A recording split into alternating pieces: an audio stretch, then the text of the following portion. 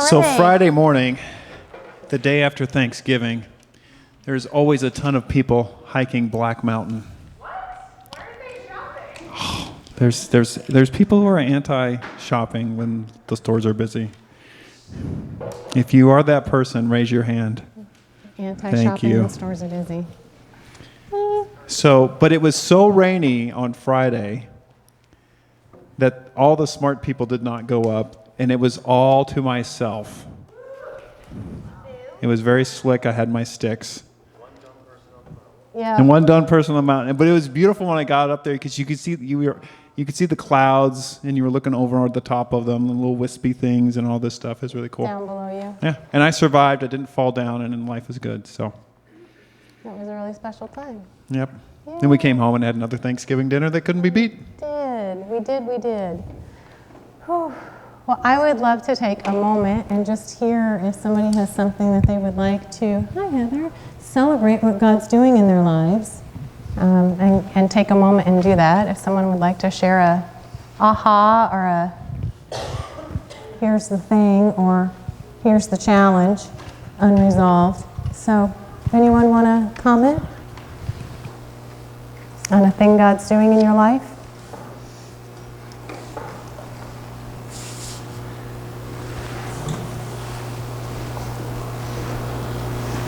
This is the awkward silence, except I'm no longer awkward, but just most everyone else is.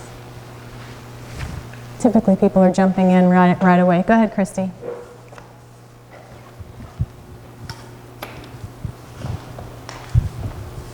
My daughter's encouraging me to share with everyone. So last night we had a second Thanksgiving with my family, and my sister experienced a healing.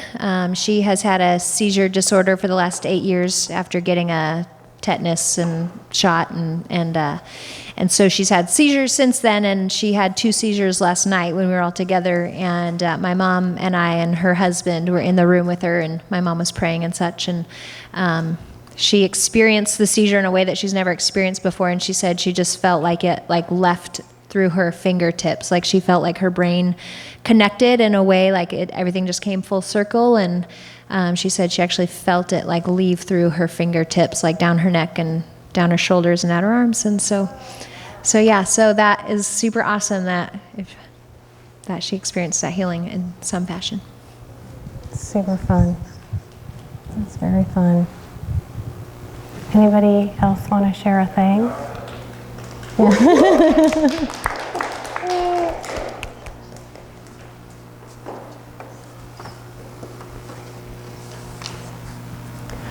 Then we will release our kiddos, because I know that at least my son has been waiting with great anticipation. No, oh, it's Lynn? hijacked my day. Oh, excellent. Christmas hijacking. Well, I called December. That's true, you did call December. He was trying to make up for this. Oh, but you said no, I'll have none of it. Yeah, she's got, Okay, so, she's got Christmas stuff planned, but I will make up late. okay. I have it all planned. All right, you have it all planned. He's making it up. But Miss Lindsay is going to take our kiddos and do a Christmas thing. Be champions, game changers, powerful, kind, good, strong, and true. Yay! Thanks, Linz. All right, get comfy. Find your spot. Grab your coffee. Get cozy. Change, places if you want to change places or not. Do you even know what to do when it's just you and not any of your kids and wife and whatever? I like it. Right? Oh, he knows what to do. We can act like your kids. We all know what to do when the kids aren't around. Yeah, yes, of course you can, Heather.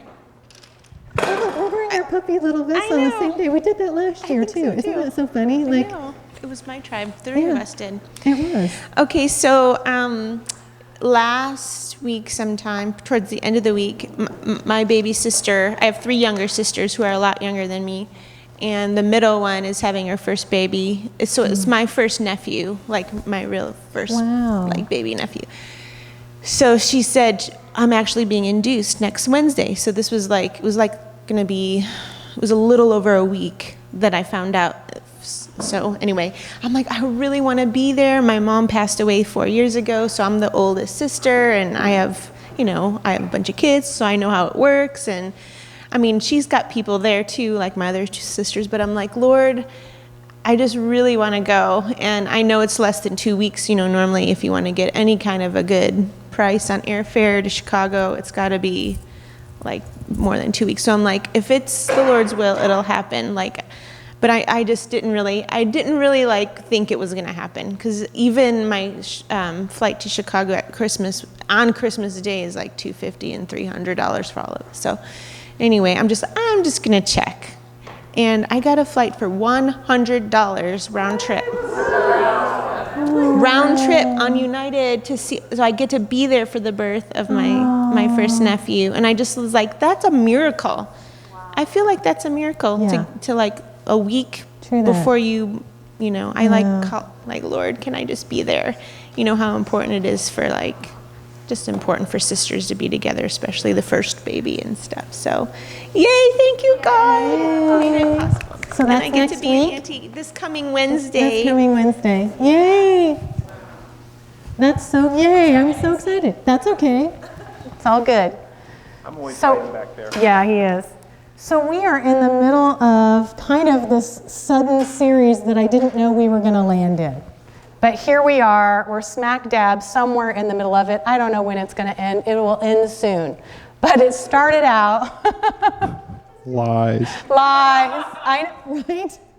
It's going to end next week. No. Words that don't mean what my wife thinks they mean, which is Soon. like soon or okay. If she says okay, it does not mean I'm ready to go. Everything's ready. It's okay. Press It play means on the remote. It means none of it. But It's it not. could mean press play on the remote. I mean, It has many okay. different meanings. Yes. Okay does not mean what you think it means. It does not mean that. It does not mean whatever you think, whatever you're waiting for, and you say, are you ready? Okay, or whatever. It doesn't mean that she's ready. Forget that. It's just one of the many, Does she feel picked many on? things. Probably so. No, it's just one of the many, many things you love about me.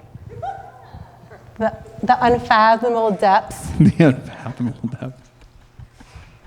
and meaning of language, which is actually a really great segue, so thanks for that, because we're back to the meaning of language in a word that many of us have experienced on lots of different levels, and that is, anyone, can you help me with that?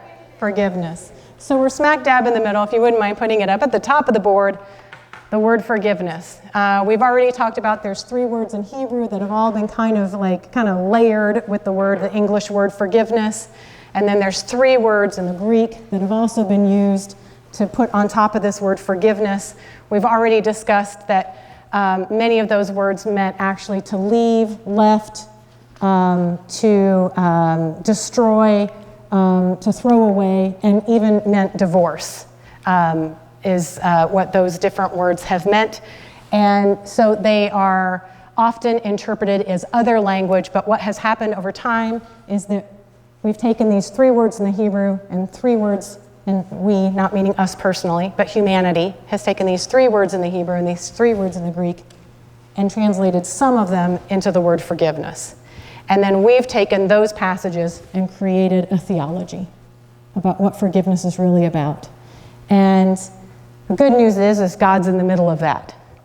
The only bad news is that sometimes our ideology and our theology get in the way of reality.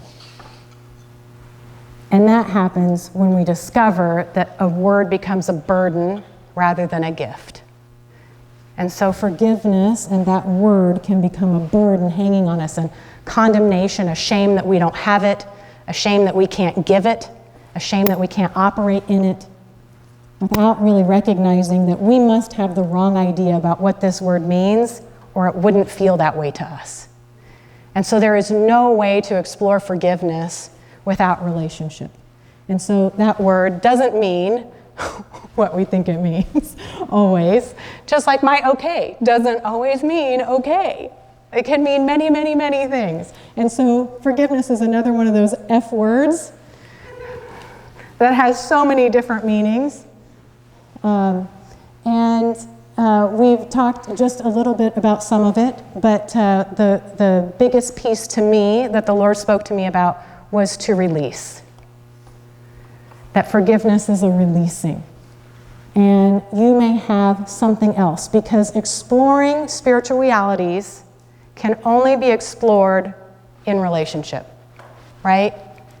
So whatever ideology or theology, and ologies are just what we think about things. So what we think about ideas is ideology, what we think about ideas. What we think about God is theology, theos, God, and what we think about it, ology. And so it's all made up. It's all made up stuff. Ideology, theology is all made up stuff. And then we read it and we share it and we try to live by something that's made up that totally lacks God's presence. So the good news is we get to lay aside what we thought we knew, right? And we get to venture into this supernatural reality that is so life-changing. In partnership, in relationship, in this really precious place of God going, I can't not have you experience the freedom that comes from releasing the hurt and pain and the woundedness that's happened in your life, which is really, I think, at the very heart and the very core. Even a divorce is releasing someone from what? From the legal obligation, right? A divorce, which is one of the words that we use for forgiveness, is releasing you from legal obligation, which is actually exactly what forgiveness is. It can be releasing someone from a legal obligation.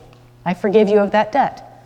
I forgive you of what you've owed me, right? I release you from your obligation to me. But there is this inner reality, and we visited on this last week, and I'll just touch on this for just a second, which is much of forgiveness that was written about in Scripture was an ancient time where people thought and perceived and had relationships much different than we have today. Their frontal lobes were smaller than ours, basal ganglia much bigger, which is the fight or flight survival mechanism. We have all this room in our brain now to dream and think and consider the future, which causes what? Yeah, that's exactly what it is. It causes anxiety. Good, Josh, you just blurted it right out. It causes anxiety. Thinking about the future. In fact, people who have less fibers between the rest of their brain and their frontal lobes have less anxiety. They're slightly less creative, and they have less ability to think through possibilities, but they have less anxiety because they have less access to the ability to worry about the future and then what they should do today. Isn't that hilarious? But the beauty is also the frontal lobes, we think, is one of the ways, and of course we know we experience God in our whole being, but it's also one of the ways where we experience peace and joy and connection. And so people who are under a lot of anxiety, whose frontal lobes are lacking blood flow, often say that they have a hard time experiencing God's presence. And once that is changed and they get a little blood flow to those frontal lobes, all of a sudden this relationship pops open that they've been trying to work their way into for a long time. And it was just a matter of our ability to perceive. And I think that is at the heart of forgiveness, our ability to perceive. It's all based on perception. So what the author's intent in ancient Old Testament times and in biblical New Testament times is significantly different than how we might be perceiving those same conversations. So what that just means is that it opens up the door wide to start having the personal conversation with the Lord. What does that mean for me here? And so I loved, Heather, what you shared last week about you got right down to the nitty and gritty and said I have this issue and it's broken open for me here and I don't know how to handle it, right? Because that's what we have. We have these places. And so I believe that at the heart of forgiveness, what God is wanting to do is to release us. He's wanting us to be released of the debt that we think we owe ourselves, someone else, a false sense of who we think we should be, and the hurt and the pain that we're carrying from the harming of someone else. This beautiful spiritual mystery that happens. And we've all experienced it, right? Right? Like where you were not okay 1 minute, and a few minutes later you were suddenly magically okay with something. Right? It happens. Right? I mean, right? You're with me on this? It happens. And so there is this place where God does this thing, and the substance of that spiritual transaction, I believe, is as real or more real than this table right here. It's almost like when he says faith, you know, is the substance of things hoped for. It's the matter, it's the energy that is inside hope, that shifts and moves molecules and things and circumstance and people, and starts aligning and moving future events on a molecular and energetic level. And I believe that at the heart of faith is our agreement with God, and I think at the heart of forgiveness is our agreement with God. At the heart of forgiveness is us coming back to a place where we start to remember and recognize our true and authentic selves. And we have the ability